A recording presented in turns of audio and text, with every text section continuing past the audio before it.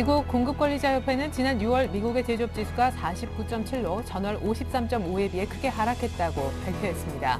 ISM 제조업 지수가 50 미치면 경기가 위축되고 있다는 의미인데 이 지수가 50을 하회하기는 지난 2009년 7월 이후 처음입니다. 한편 유로존 제조업 경기도 11개월째 50을 하회하며 위축세를 지속하고 있습니다. 특히 독일과 스페인의 제조업 PMI는 거의 3년 만에 최저치로 떨어졌습니다. 중국의 한 정부 관계자가 2015년까지 태양광 설치량 목표치를 기존 5기가와트에서 20기가와트로 4배 확대할 예정이라고 밝혔습니다. 중국 정부가 자국의 태양광 설치량 목표치에 대한 대폭적인 확대를 공식화하기는 이번이 처음입니다. 대형 유통업체들이 판매 수수료 인하 꼼수를 부리고 있는 것으로 조사됐습니다. 공정거래위원회에 따르면 세계 백화점과 세계 대형마트, 5개 TV 홈쇼핑 등 11대 대형 유통업체는 대부분 소규모 납품업체를 대상으로 소위 숫자 맞추기식 인하를 한 것으로 드러났습니다. 안녕하십니까. 오늘장 내일장 1부 시작합니다. 오늘은 손꼽아 기다리셨던 분들 많이 있으실 것 같아요. 시장의 상승, 그에 따른 낙폭과대주의 반등. 오늘이 바로 그러한 날인 것 같습니다. 사실 따지고 보면 간밤에 지표는 썩 좋지 못했습니다. 특별히 미국의 ISM 제조업지수라는 지표는요. 약 3년 만에 처음으로 50이라는 숫자를 밑돌면서 미국의 경기가 제대로 위축되고 있다는 것을 수치로 보여줬죠. 앞서서 중국의 경기도 역시 풀리지 않음이 드러난 바 있고 미국에 이어서 유럽 경기마저 또 실업률마저 좋지 않은 것으로 조사됐습니다. 하지만 간밤에 미국과 유럽 증시마저도 크게 빠지지 않고 오히려 오른 모습, 우리 증시 역시도 하락 하루 만에 상승으로 되돌리는 모습, 역시 지표가 부진하지만 그 뒤에 뒤이어나올 경기 부양책 역시 그만큼 빠를 수 있다는 부양에 대한 기대감이 시장에 크게 자리하고 있는 듯한데요. 당장 5일 밤에 있을 유럽 중앙은행 통화정책회의에서 뭔가 카드가 하나 추가적으로 더 나오리라 시장은 강력하게 믿고 있는 듯합니다.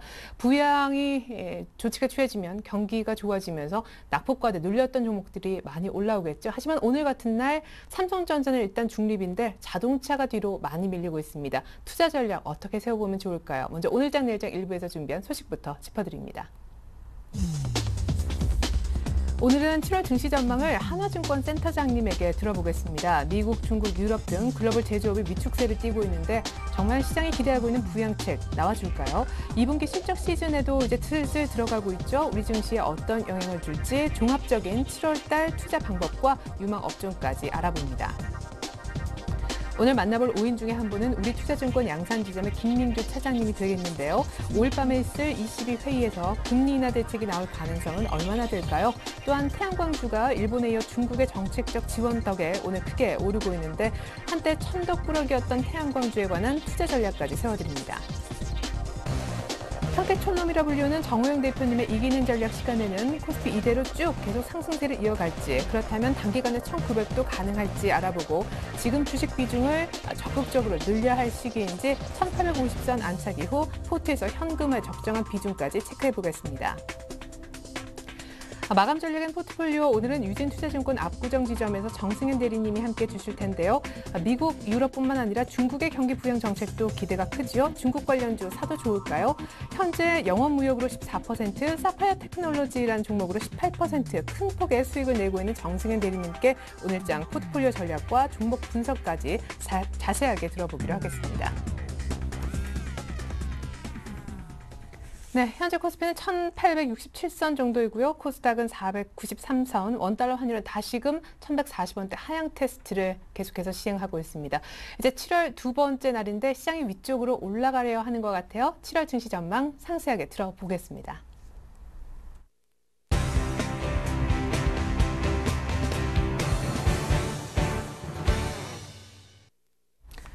네, 오늘은 7월 증시 전망을 한화증권의 최석원 센터장님 연결해서 자세하게 들어보기로 하겠습니다. 안녕하세요.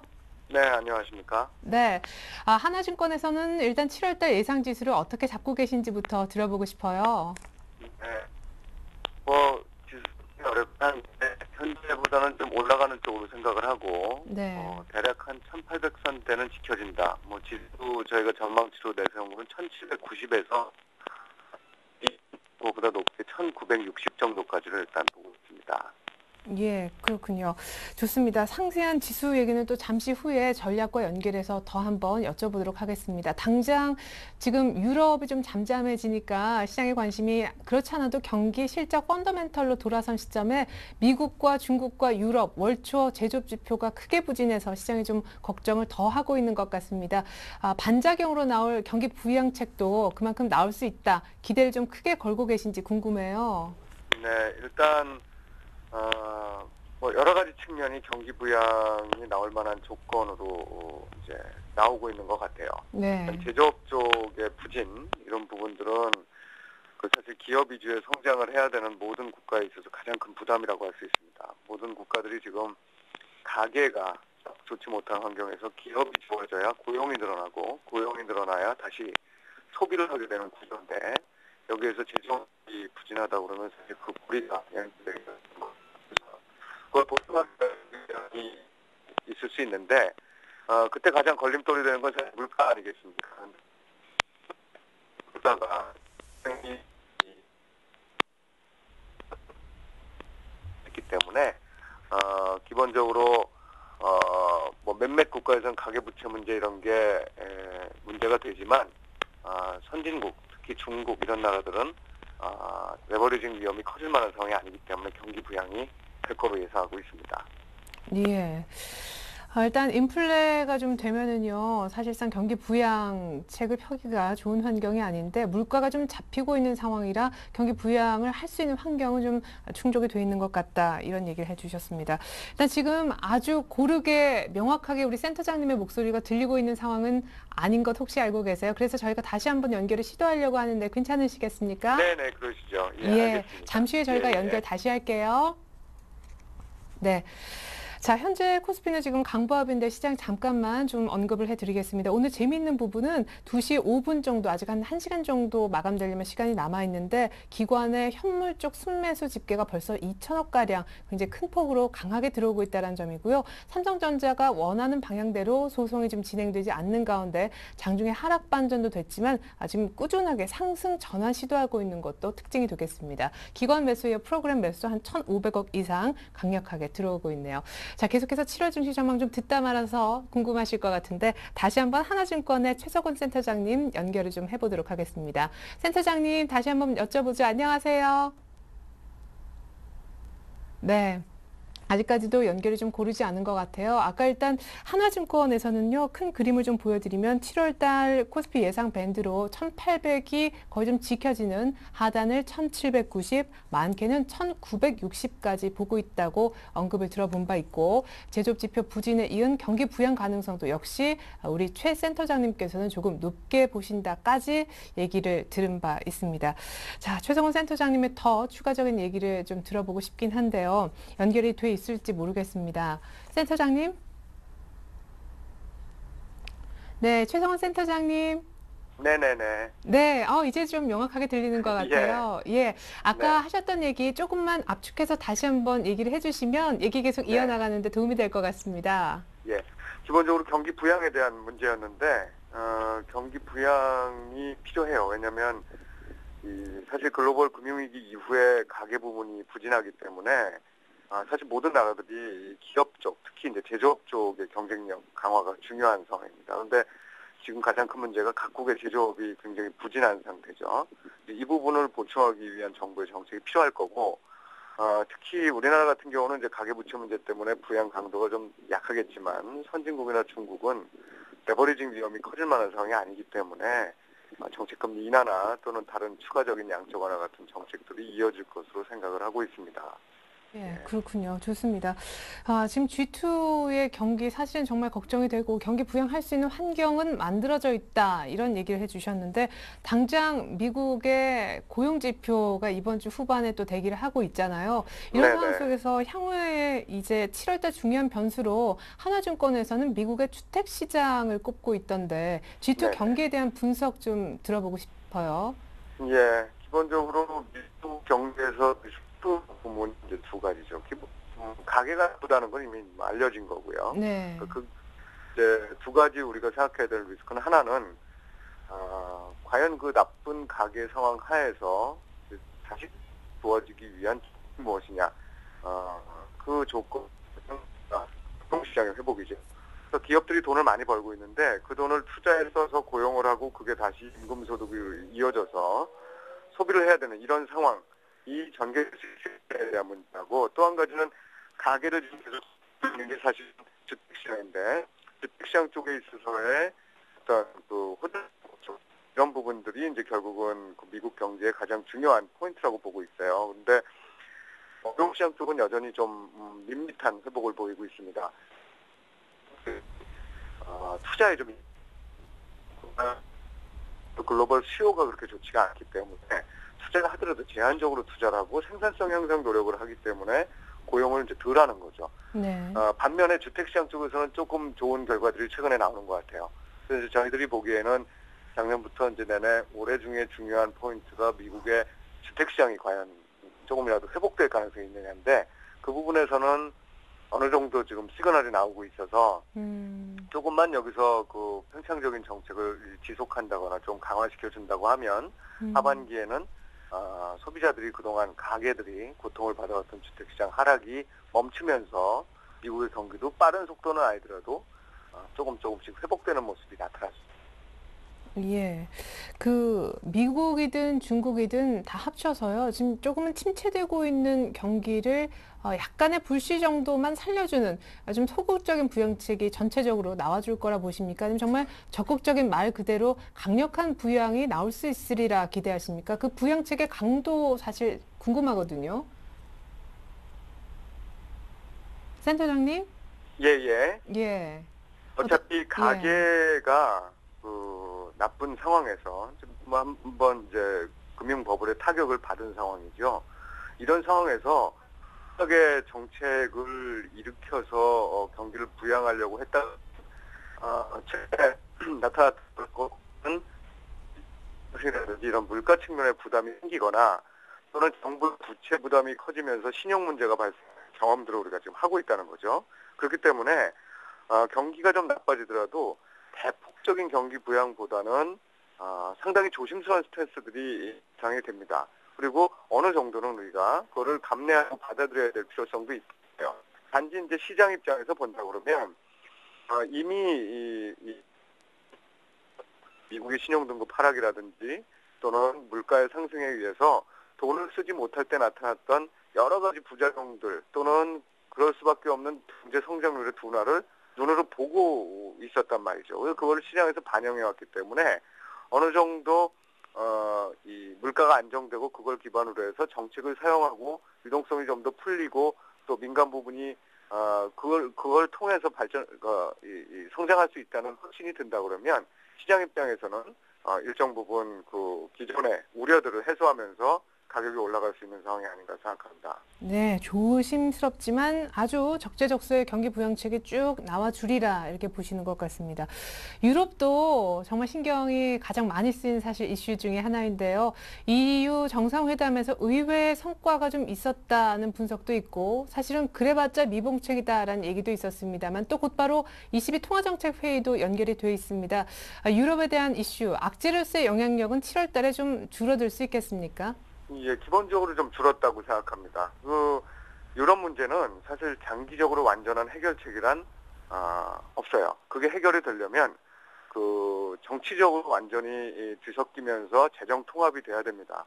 근데 그런 재정 통합은 항상 그 경제 대국인 이제 독일의 어떻게 보면 주도권을 너무 강하게 주는 경향이 있기 때문에 그 많은 국가들이 상당한 반발을 할 가능성이 있어요. 그래서 근본적으로 해결이 되기는 상당히 어려운 문제인데 단지 최근에 들어서 보면 독일이 상대적으로 그러한 여론이 있기 때문에 국내에 임금을 인상한다든가 하는 여러 가지 유럽 전역을 위한 액션을 취하고 있다는 거죠. 말하자면 좀 더 수입을 하고 대신에 수출은 좀 덜 하겠다. 역내에서.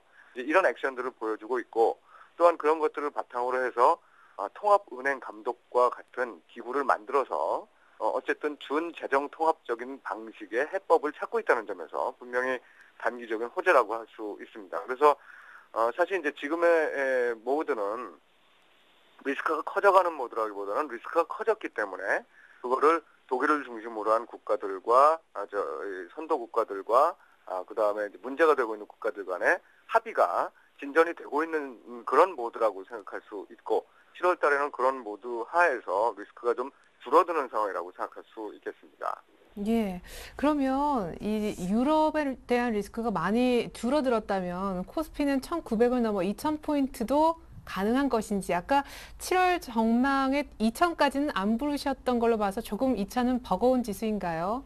네, 2000 사실 이제 두 가지 측면에서 살펴볼 수 있는데 하나는 리스크라는 게 지금 반복적으로 나타나고 있기 때문에 그 어떤 투자자들도 완전한 안심이라는 걸 하지 못하고 있는 상황이라는 얘기거든요. 그래서 그런 상황이 진짜로 완전히 해소가 되려면 그 아까 말씀드렸던 은행 감독 기구라는 것들이 조금 더 잘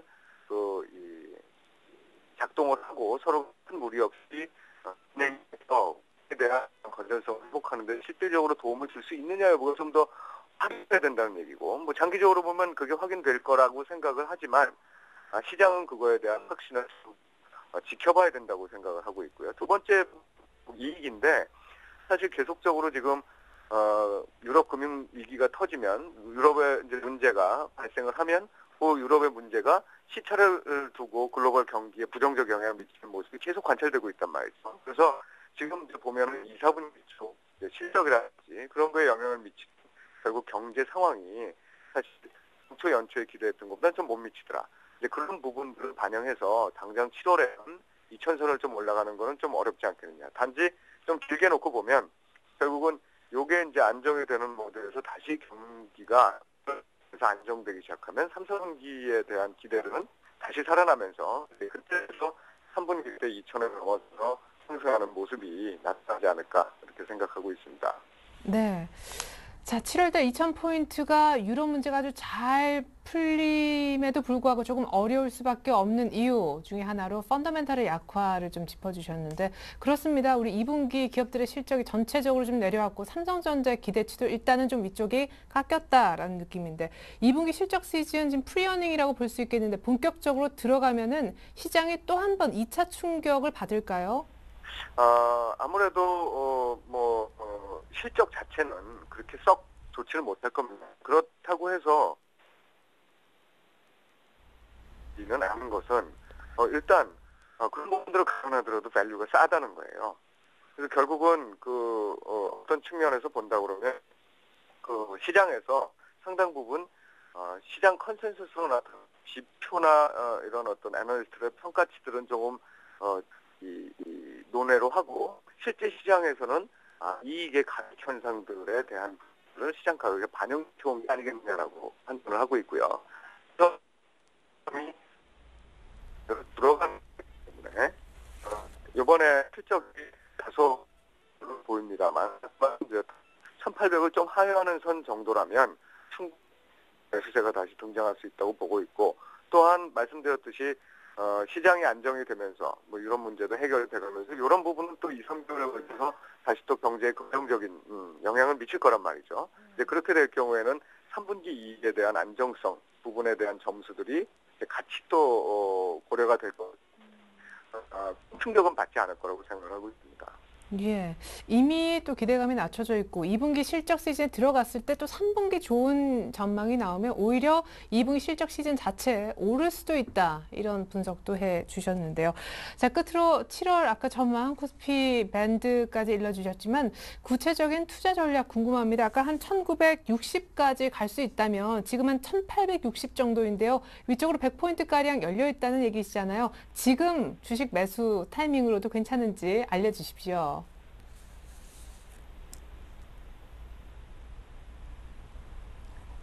네, 센터장님. 이 반복적으로 등락하는데 이건 신용 리스크가 전개되는 또는 안정되는 시기에 나타나는 일반적인 경향들이에요. 그래서 안정되는 시기와 그렇지 않은 시기들이 굉장히 짧게 반복되면서 나타나는데 그 시기에 맞춰서 투자 스탠스를 잡는 것 이게 이제 단기 투자 전략으로는 상당히 바람직하다고 보고 일단 그런 맥락에서 보면 7월 달은 지금 매수를 해서 말씀드렸던 선쯤에서 다시 정리를 하는 이런 단기 스탠스를 가져야 될 거라고 생각을 하고요. 이제 업종별로 본다 그러면 역시 그 지난번 이후에 낙폭이 이제 계속 커졌던 그런 업종들이 있습니다. 그런 업종들 중에서 사실은 과거에 우리가 히스토리컬 데이터들을 보면 빠르게 리커버리를 하는 업종들이 있다는 거죠. 그런 업종들의 대표적인 게 오늘도 오르고 있는 이제 조선주 같은 경우가 그럴 거고요. 그다음에 유럽의 리스크가 결국 뱅킹 리스크로 연결이 돼 있었기 때문에 우리나라는 은행들이 큰 리스크가 직접적으로 관철되지 않음에도 불구하고 굉장히 저평가된 상황이었습니다. 그래서 이 부분에 대해서도 단기적인 어떤 투자 수익률이 나타날 수 있을 거라고 보고 있고, 조금 긴 호흡으로 말씀드렸듯이 이제 유럽 리스크가 좀 안정이 되면서 3분기 전체를 놓고 보면은 7월에 비해서는 더 지수가 올라갈 가능성이 있는데, 그런 지수의 상승기에는 역시 비즈니스 사이클과 관련된 어떤 기대들일 것이기 때문에 지금 우리가 좋은 실적을 보여주고 있는 IT 쪽에 집중을 좀 해보는 게 좋지 않을까 생각을 하고 있습니다. 네. 자, 7월은 박스권 상단으로 오르는 날 1960까지 갈 수 있으니까 단기적으로 사자 하셨고, 그 대상으로 조선과 은행, IT까지 주목을 하자고 전략을 세워주셨습니다. 지금까지 하나증권 최석원 센터장님으로부터 7월 증시 전망과 전략까지 들어봤습니다. 도움 말씀 감사합니다. 네, 감사합니다. 네. 지금 센터장님 연결 중에 음질이 고르지 못했던 점 양해 부탁드리겠습니다.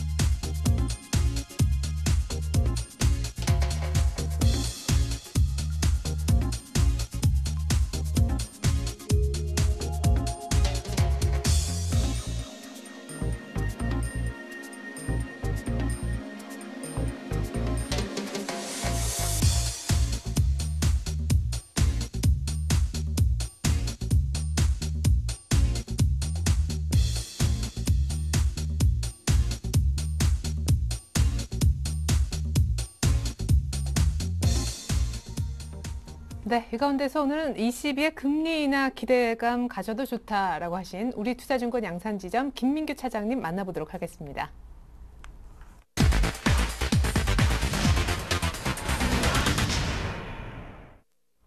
네, 차장님 안녕하세요. 안녕하십니까? 네, 지난주 EU 정상회담 기대 갖지 말라고 하셨는데 의외로 좀 건질 것이 있었던 것 같습니다. 1850을 보고 지금 22 통화정책회의까지 욕심을 좀 부려보고 있는데 통화정책회의의 기대는 걸어도 좋다고 보시는 것 같네요. 예, 저는 유럽연합 쪽에서 회의가 결국에는 결과적으로 좀 좋게 나왔지만 장기적으로 봤을 때는 아직까지 해답은 나오지 않은 상태라고 생각을 합니다. 근데 단기적으로는 상당히 좋은 얘기가 많이 나왔기 때문에 이 시비에 대한 금리 인하에 대한 기대감이 상당 부분 저는 높다고 생각하는데요. 현재 시장에서 나와 있는 인하에 대한 수준은 0.25%와 0.5% 정도 범위에서 이야기가 나오고 있습니다. 지금 현재 ECB의 기준금리 1% 정도 되는데요. 0.75%로 줄인다에 70% 이상의 시장 참여자들이 생각을 하고 있고요. 0.5%까지 줄인다도 역시 30% 정도 시장 참여자들이 기대를 하고 있는 수준입니다. 그래서 지금 보시다시피 7월 4일자에 이제 저녁 시간에 이제 이야기가 나오는데 결국 시장은 7월 5일 우리나라 시장에 적용이 된다고 보시면 될 것 같고요. 어저께 유럽장이라든지 미국장, 물론 미국장은 좀 오르진 않았는데 유럽장이 높았던 이유는 역시 유럽의 높은 실업률, 11.1%에 대한 실업률이 오히려 시장 참여자들이 금리 인하에 대한 기대감을 오히려 키움으로써 좀 더 20의 금리 인하에 대한 기대감을 높였습니다. 이걸 반영하듯이 통화시장에서 유로달러의 흐름을 보시면 금리 인하에 대한 기대감이 이미 선반영되고 있는 모습을 계속적으로 보여주고 있는 상태라서 20에 대한 금리 인하 기대감은 우리나라 시장 전체적으로도 영향을 미치고 있는 것으로 보이고요. 거시적으로 크게 본다면 역시 지금 유로파 리스크도 있겠지만 우리나라 입장에서는 이제 실적 시즌에 의해서 실적이 발표되는 시즌입니다. 그래서 이 큰 두 개를 틀을 본다면 ECB에 대한 금리 인하에 대한 기대감은 상당 부분 지금 부풀어 올라와 있는 상태인데 지금 아시다시피 지금 기관이나 외국인이 매수에 붙는 쪽을 보시면 최근에 주도주의 변화가 조금씩 생기고 있습니다. IT라든지 자동차 쪽에서는 좀 파는 기조가 좀 뚜렷하게 보이고요. 화학, 건설, 태양광, 조선업 쪽에서는 또 뚜렷하게 사는 기조가 보이고 있는 상황이기 때문에 시장 참여자분들은 조금 좀 그걸 좀 염두에 두시고 시장에 참여하시면 좋을 거라고 생각이 들고요. 단지 20에 대한 금리 인하 기대감은 물론 시장에 가지고 있지만 유럽발 리스크로 보셨다 아시다시피 로이터 통신에서 이야기가 나왔던 ESM 국채 매입과 관련해서 선진 국가인 핀란드와 네덜란드에 반대해서 보셨다시피 앞으로 정책 결정에 있어서 이런 반목이 여전히 생길 가능성이 높기 때문에 이런 점도 염두에 두시고 매매를 하시는 게 좋을 거라고 생각이 듭니다. 지금 박스권에서 주식에 대해서는 일단 금리 인하 결정에 따라서 대응을 해야 될 것 같은데요. 화학주는 일단 4일 결과를 봐야 알겠지만 매수를 하는 것이 저는 좋다고 생각이 듭니다. 종목은 역시 뭐 호남석유, LG화학, 금호석유, 대한유화 같은 외국인과 기관의 수급이 어느 정도 뚜렷하게 보이는 종목이 좋을 거라고 생각이 들고요. 단지 이제 금리 인하와 관련해서 22 총재 코멘트가 중요한데 여기서 시장 친화적인 코멘트가 나온다면 종목에 대한 주도주가 조금 바뀔 수도 있는 상황으로 갈 수도 있다고 생각이 듭니다. 그래서 정유주는 지금 보시면 아시겠지만 글로벌 경기에서 중국, 미국, 유럽 쪽의 제조업 지수가 모두 침체 국면을 접어드는 모습을 보여주고 있기 때문에 정유주는 주식이 오를 땐 오히려 매도의 관점에서 접근해야 된다고 보고요.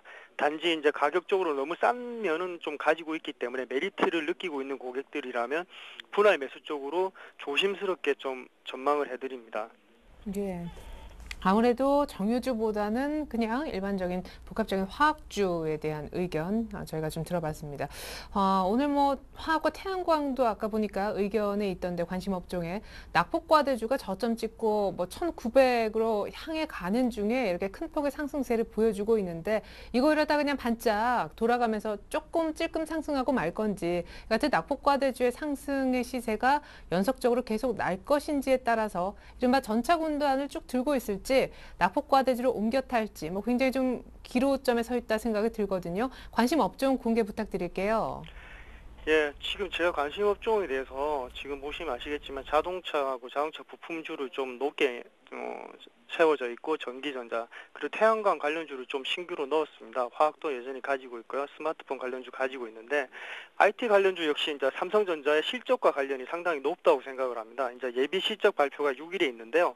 27일 날 본 실적 발표가 있습니다. 일단 시장에서 예상되는 컨센서스는 2분기 영업이익이 6조 한 6천억 정도 예상을 하고 있는데요. 여기에 부합되는 가격이 만약에 나온다면 지금 전차군단 중에서 전기와 자동차 쪽에 외국인 기관의 매도세가 어느 정도 쏠리고 있는 상황인데 만약에 컨센서스를 만족하는 수준이 나온다면 다시 또 전기, 전자 그리고 자동차가 다시 한번 치고 올라갈 수 있는 여진이 있을 거라고 생각이 들고요. 근데 만약에 실적이 지금 예상외로 스마트폰 부분에서 좀 부진하다고 얘기가 나오고 있는데요. 이 부분이 좀 부각이 되면서 실적이 안 좋다고 얘기가 나온다면 역시 전기전자 쪽으로에서 화학이나 태양광, 조선업 쪽으로 좀 주도주가 조금씩 바뀔 거라고 일단 생각을 하고 있습니다. 그래서 갤럭시 S 관련주라든지 IT 전반의 삼성과 관련된 주식에 대해서는 조금 더 볼 수 있는 여지가 있을 거라고 생각이 들고요.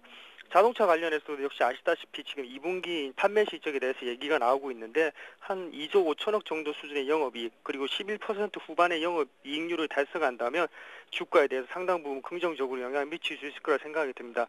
다만 지금 국내 자동차 시장에서는 국내 판매는 좀 약간 저조한 것으로 이야기가 나오고 있기 때문에 여기에 대해서 조심을 하셔야 될 것 같고요. 27일하고 26일날 각각 현대차, 기아차 실적을 내놓는데 결국 이 실적에 따라서 현대모비스, 현대위아 그리고 만도에 대한 주가 흐름도 또 바뀔 것이라 생각이 됩니다. 저는 지금은 7월 첫째 주는 주도주를 교체를 하셔도 괜찮을 거라고 저는 생각이 듭니다. 예. 그렇다면 말씀하셨던 태양광 관련주 오늘 뭐 일본에 이어서 중국까지 정책적 호재 얘기가 나오지 않았습니까? 이미 뭐 61선을 뚫어내는 굉장히 강력한 종목들도 보이는데 태양광주는 지금 신규 매수 가능한 자리인지요? 예, 저는 태양광 주에 있어서는요, 지금 신규 매수하셔도 충분히 가능하다고 생각이 듭니다. 지금 아시다시피 태양광 관련해서 S에너지라든지 뭐 신성솔라에너지, 하나케미칼, OCI 모든 종목들이 상당히 강하게 있는데요.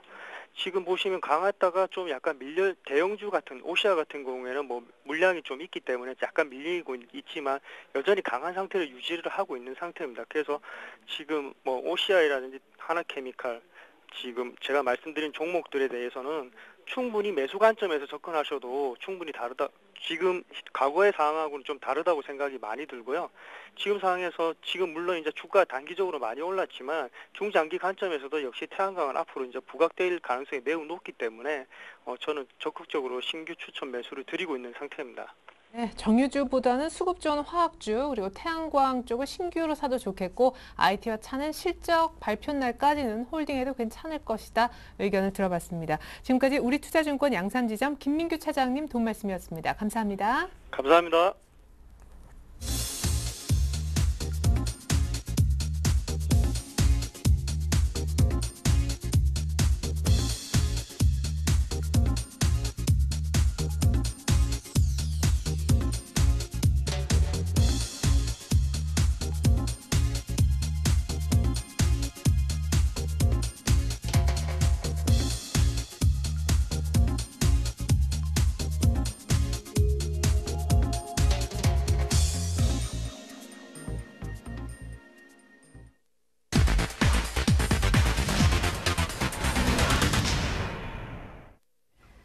안녕하세요. 평택 촌놈의 이기는 전략 김보람입니다. 정우영 대표님과 함께 오늘장 분석해보고 그에 따른 전략 세워보겠습니다. 대표님 안녕하세요.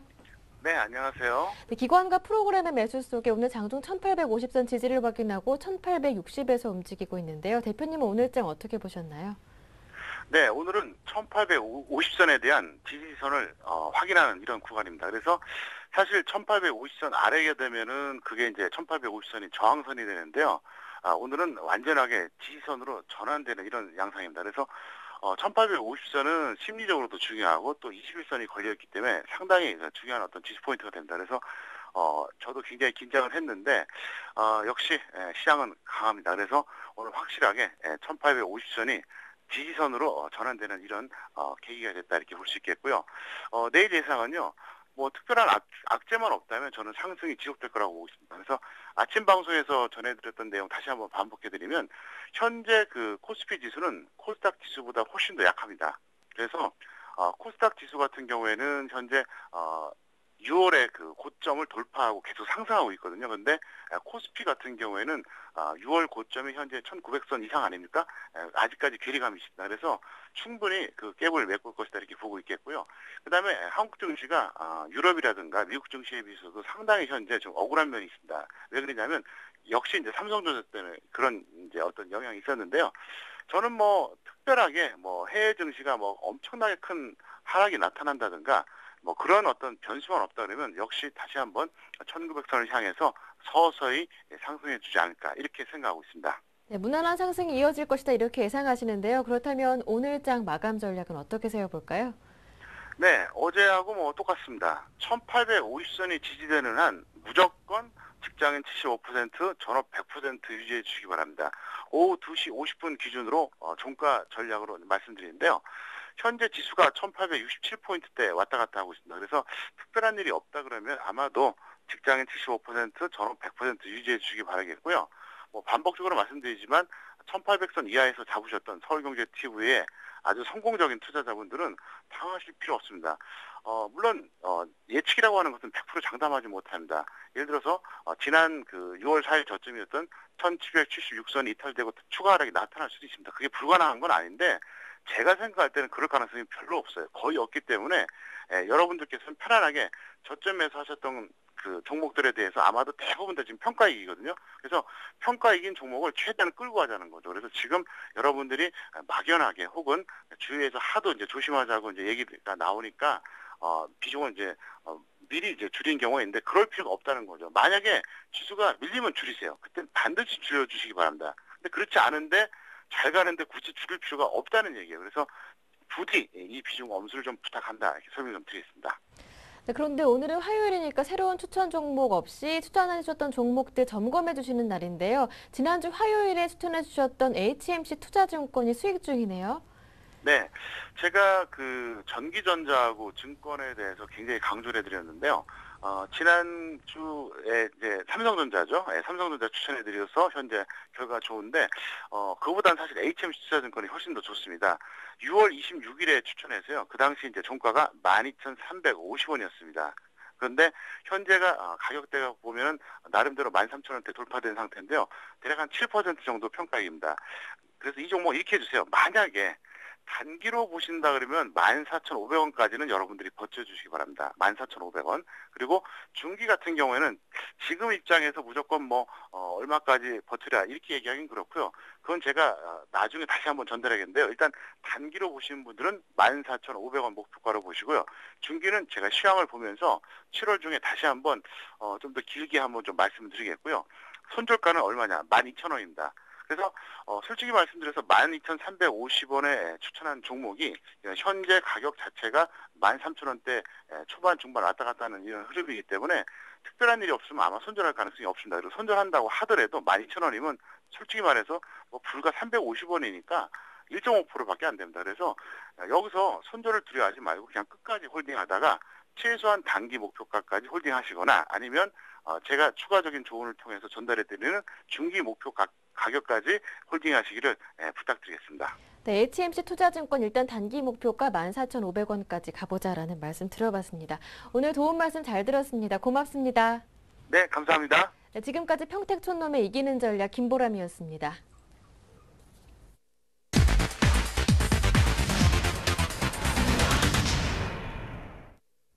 네, 현재 시각이 2시 34분 가리키고 있는데요. 기관의 매수가 점점 더 커지면서 2,360억 정도 현물 순매수를 보여주고 있습니다. 자, 다시 한번 마감 전략과 포트폴리오 전략을 함께 세워볼게요. 오늘은 유진 투자증권 압구정 지점에서 정승현 대리님이 함께 해주시겠습니다. 안녕하세요. 네, 안녕하세요. 네, 자, 오늘 시장도 시장이지만 낙폭과대 종목이 아주 세게 오르고 오늘 같은 날 지수 관련 대응주가 없으신 분들은 조금 소외될 수도 있겠다 싶어요. 네, 그렇습니다. 오늘 자동차주만 조금 그렇죠. 뒷걸음질을 치고 있고, 그리고 이제 중국 관련주 위주로 상승폭이 좀 큰 폭으로 오르고 있습니다. 조선이라든지 화학이라든지 정유 관련주. 오늘 또 태양광까지. 네, 태양광까지 OCI나 이런 종류. 그래서 일단 이제 중국 모멘텀, 중국이 이제 앞으로 이제 정책 관련해서 경기 부양 정책에 관련해서 그런 어떤 기대감들이 작용되고 있다 이렇게 보시면 될 것 같고, 최근에 이제 낙폭이 컸던 부분인 만큼 이제 세게 반등이 일어나는 시점이 되겠죠. 그런 부분에서 일단 중국의 모멘텀을 확인할 필요가 있다. 하반기는 이제 중국 관련 위주로 올라갈 가능성이 있다 이렇게 보시는 게 좋을 것 같습니다.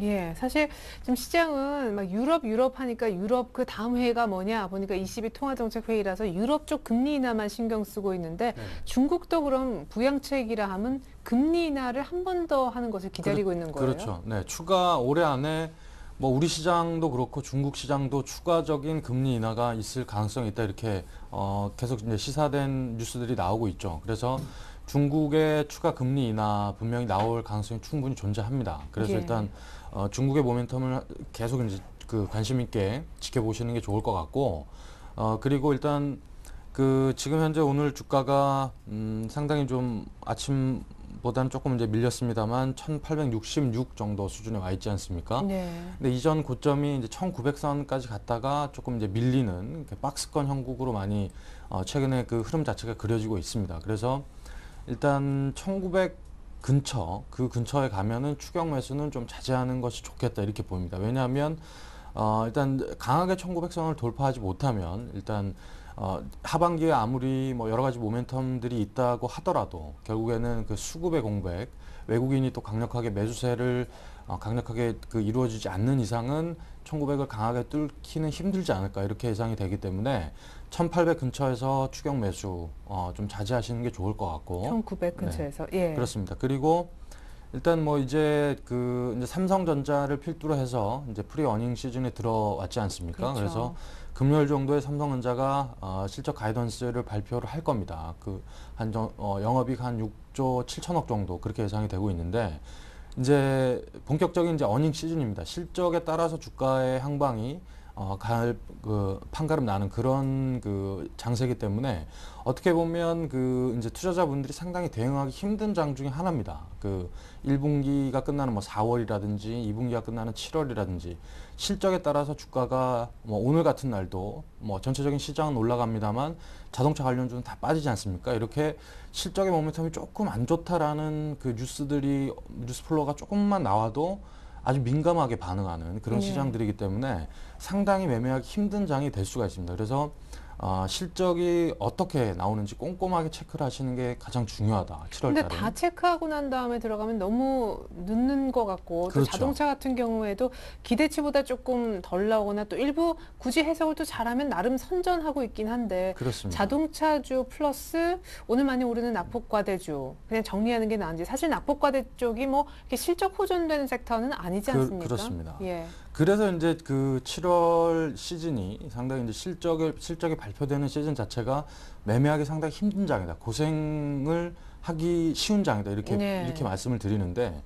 오늘 같은 날도 결국에는 어닝 시즌인데 그 지금 올라가는 뭐 조선이나 화학이나 정유주들이 실적이 개선되는 종목들이 아닙니다. 단지 네. 낙폭이 컸었고 그렇죠. 그리고 모멘텀이 회복되는 가능성도 상당히 낮아 보이는데 올라가는 이유. 뭐 어떻게 보면 이제 낙폭 가대, 뭐 기술적 반등이라고 볼 수밖에 없는데 또 만약에 이제 자동차가 본격적으로 실적을 발표할 때 또 자동차가 올라갈 가능성도 있습니다. 분명히 실적이 뭐 예상보다 지금은 조심스럽게 뭐 예상보다 조금 안 좋을 것이다. 단지 예측일 뿐이죠. 그리고 좀 뭐 어닝 서프라이즈라면서 이렇게 뉴스 플로우가 나오기 시작하면 언제 그랬냐는 듯이 또 올라갈 수 있기 때문에 제가 봤을 때는 7월 달에는 저는 자동차 오늘 뭐 낙폭이 상당히 큰 부분 뭐 네. 자동차 부품주 같은 위주로는 사도 괜찮다 이렇게 보여집니다. 분명히 그 어닝 자체가 뭐 상대적으로 많이 안 좋진 않을 거거든요. 그래서 제가 봤을 때는 부품주라든지 현대차, 기아차 충분히 저는 매수 관점에서 대응하시는 것도 좋겠다 이렇게 보이십니다. 네, 그러면 끝으로 한 질문만 더. 1900에서의 추격 매수는 금지하되 지금 이제 1860 정도에서 1900까지 가는 과정 속에 낙폭과대주는 조금 더 홀딩해도 됩니까? 아니면 오늘 좀 정리를 하는 것이 맞습니까? 기술적으로 제가 이제 차트를 하나 띄어서 보면은 예. 기술적으로는 지금 파는 구간입니다, 사실. 지금 왜냐하면 이전에 1900에 잠시만요. 지수가 1900선에 갔었을 때 그때 주가의 모습과 지금의 거의 그 가격대가 비슷합니다. 지금 다시 들어오고 있죠. 예. 호남석유를 띄었는데 호남석유가 1900선에 한 26만 원 선 그 정도 가격이었습니다. 그렇다면 지금 한 25만 1,000원, 오늘 한 5% 정도 오르고 있는 상황인데 올라가는 레벨이 조금밖에 안 남았다는 거죠. 그래서 제가 봤을 때는 어느 정도 지금부터는 만약에 매도. 이익이 났다면 예. 분할 매도 시점에 접어들고 있다 이렇게 보시는 게 좋을 것 같습니다. 네, 낙폭과대주 다시 한번 이제 슬슬 팔 준비를 하시라 얘기를 들어봤고 차는 오늘 빠져도 부품주까지 매수 관점으로 임하라는 전략을 구체적으로 한번 들어봤습니다. 자, 잘못 들어가면은 고생할 수 있는 7월장일 수 있다 예고를 들어봤지만 우리 또 정승윤 대리님이 이따가 높은 수익률 보면 또 믿고 따라가고자 하시는 분들도 있으실 것 같은데 오늘 포트에 신규로 넣고자 하는 종목 하나 들고 오셨다죠? 네, 예. 오늘 그 이제 화장품 관련주를 가지고 왔습니다. 제닉이라는 회사인데요. 뭐 네. 다 아시다시피 그 하유미 팩으로 유명한 회사죠. 그 하유미 팩 써보셨나요 혹시? 아니 아직 써보지는 써보진 않았는데 않으셨나요? 그 하유미 씨 피부를 네. 보면은 한 번쯤은 써보고 싶다. 예. 저는 써봤습니다. 아니 의외로 네. 이쪽 이제 증권가 쪽에 계신 분들이 남성분이 많으신데도 써봤다는 분들이 많으세요. 네, 일부러 써보신 거예요? 아니요, 그 뭐 저 집에서 하는 사람이 그거를 사가지고 어쩔 수 없이 이제 써보게 됐는데 예. 일단 뭐 저는 좋았다라는 느낌을 일단 말씀드리고 네. 그 부분이 아마 주가에도 반영이 되고 있다 이렇게 보시면 좋을 것 같습니다. 일단 지금의 이제 화장품 관련주들이 상당히 지금 견조한 흐름. 이제 서두에도 제가 말씀드렸다시피 하반기 때는 이제 중국 관련주들을 주목하라 이렇게 말씀을 드렸는데 결국에는 화장품 관련주들도 중국 관련주다 이렇게 보시면 될 그럼요. 것 같습니다. 소비 예. 관련주. 그래서 일단 중국 관련주에 주목을 하되 그 화장품 회사 이 이제 제닉이라는 회사가 일단 중국 그 홈쇼핑에 CJ 동방이라는 회사에 동방 CJ인가요? 하여튼 그 회사에 이제 방송이 7월에 첫 방송이 들어갑니다. 그렇게 되면 이제 그 팩 자체가 상당히 뭐 그렇게 고가 상품은 아니지 않습니까? 그래서 그렇죠. 중국 관련 소비 섹터에도 충분히 영향을 줄 수 있고 아무리 뭐 소득이 좀 낮더라도 중국인들 자체가 네. 충분히 소비에 영향을 줄 수 있는 그런 제품이고 그래서 일단 그 홈쇼핑에 나가게 되면 매출 신장은 급격하게 이루어질 가능성이 있다 이렇게 보여집니다. 그래서 일단 그런 부분에서 주가가 오늘 거의 고점 근처까지 찍었다가 윗꼬리를 달고 한 지금 5만 1,000원 선에서 거래되고 있는데 네. 제가 봤을 때는 이 정도 가격 일단 고점을 경신하는 종목들은 상당히 이제 부담스러워하시는 분들이 많은데 제가 봤을 때는 이 종목은 사셔도 될 것 같습니다. 그래서 고점을 얼마큼 이제 경신하느냐 이게 상당히 뭐 관건일 것 같은데 네. 일단 지금 가격대 사시면 저는 1차적으로는 이 퍼밸류를 제가 보면서 목표가를 정해봤는데 네. 중국 소비 관련주 평균 퍼가 보통 지금 한 23에서 24배 정도 받고 있습니다. 네. 그런데 이 종목 같은 경우는 지금 퍼밸류가 한 19에서 20 정도 그 정도 받고 있기 때문에 한 목표가 퍼밸류로 목표가를 삼았을 때 한 58,000원에서 6만 원 선까지는 가격 밸류에이션, 가격 메리트가 있다 이렇게 보여집니다. 네, 좋습니다. 오늘 중국 관련 소비 확대 수혜주 제닉 신고가 영역 있는 종목인데 그래도 싸다 사자라는 의견을 주셨습니다. 자, 놀라실 준비하시고요. 기존 포트에 있는 수익률 한번 보도록 하겠습니다. 자, 우리 정승현 대리님의 포트인데 현대위아가 30%, SM이 지난주에 신규로 언급하셨는데 15%, 사파이어 테크놀로지가 15%, 영업무역이 20%였습니다. 종목 4개였는데 오늘 낮 12시 기준 수익률을 한번 뽑아보니까요. 자, 사파이어 테크놀로지는 부동의 1위입니다. 18.8%. 오늘 낮 12시 기준 수익이에요. 6월 12일 날 편입됐는데 영업무역이 아주 우여곡절 끝에 다시 지난주 가격 3만 원대 이 정도에서 이익 실현하자는 의견이시고 현대위아가 오늘 조금 출렁이지만 보유 의견 주셨는데요. 자, 영업무역부터 한번 AS 들어볼까요? 네. 일단 영업무역은 이제 그 고점을 44,100원, 제가 이제 목표가를 3만 원에서 33,000원까지 올렸다가 조금 이제 그 눌림목이 어느 정도 나오는지 지켜봤는데 맞아요. 지금 가격대는 어느 정도 이제 팔 시점이 온 것 같습니다. 이제 고점까지 고점을 찍고 한 보름 정도 기간 조정과 가격 조정을 받고 있는데 일단 지금 어느 정도 매도 사인을 드리겠습니다. 매도를 하시고 그리고 이제 추후에 뭐 이제 눌림목이 얼마나 깊고 기간 조정이 어느 정도 진행되느냐에 따라서 뭐 제가 다시 언급을 해드리는 그런 식으로 말씀을 드리겠고 다음은 이제 사파이어 테크놀로지 지금 뭐 견조하게 상한가 치는 후에 견조하게 흐름이 쭉 이어가고 있습니다. 뭐 쉬어가는 코스라고 보여지고 그러네요. 그래서 뭐 저는 사파이어 테크놀로지죠 계속 보유하시는 게 좋겠다. 네, 현대위아 오늘 좀 급해요. 현대위아가 오늘 많이 빠졌습니다. 생각보다 아침에 플러스가 나다가 오늘 빠졌는데 오후에 들어서 갑자기 빠진 부분이 있는데 아까 말씀드렸다시피 서두에 말씀드렸다시피 이제 어닝 시즌이기 때문에 이제 실적이 어떻게 가이던스가 나오고 그리고 그 실적의 모멘텀들이 어떻게 작용되느냐에 따라서 충분히 주가의 향방은 바뀔 수도 있다 이렇기 때문에 저는 뭐 지금 매수 관점에서 보시는 게 좋을 것 같고 매도 사인은 아직 아니다 이렇게 보이십니다. 네, 신규 매수 그러니까 가능하다. 한 16만 원 초반 정도까지 오면은 저는 매수 하시는 게 네. 좋을 것 같습니다. 좋습니다. 자, 현대위아도 오늘 좀 하락하고 있지만 매수 혹은 홀딩 의견 받아봤고요. SM이 지난주 추천주였잖아요. 네네. SM 같은 경우에는 이제 5만 원 선에 이제 걸려 있는 이제 아무래도 이제 얼마 전에 이제 YG 엔터에서 네, 스탁 옵션. 이제 스탁 옵션을 행사한다 그래서 뭐 이제 임원들이 차익 실현을 한다 이런 내용들 때문에 조금 빠지면서 SM도 영향을 조금 미친 부분이 있는데 그렇죠. 뭐 지금 뭐 어느 정도 조정을 받고 있는 아주 뭐 이쁘게 조정을 받고 있는 구간이어서 뭐 조금 보유를 하시는 것도 좋을 것 같습니다. 네, 좋습니다. 기존 포트의 ES 들어봤고요. 완성본 끝으로 보여드립니다. 유진 투자증권 압구정 지점 정승현 대리의 완성본이에요. 현대위아 갖고 있고요. 사파이어 테크놀로지 SM에 제닉이 20% 추가됐고 15% 차익 실현하면서 영업무역은 포트에서 빠지게 됐습니다. 자, 사파이어 테크놀로지는 목표가 거의 근접한 상황에서 계속 홀딩이고요. SM도 YG한테 심리적 영향만 받았을 뿐 보유. 현대위아 오늘 좀 빠지고 있지만 보유이고요. 16만 원대 초반에선 오히려 신규 매수 구간이라고까지 짚어주셨습니다. 오늘 신규 포트 종목은 제닉이었고 신고가 노리고 있습니다. 네, 지금까지 유진 투자증권 압구정 지점 정승현 대리와 함께했습니다. 도움 말씀 감사합니다. 네, 감사합니다. 네, 1분 후면 동시효과 들어갑니다. 기관의 강력한 매수로 하루 만에 반등 성공할 것 같습니다. 잠시 후 종가 들고 저는 2부로 다시 옵니다. 고맙습니다.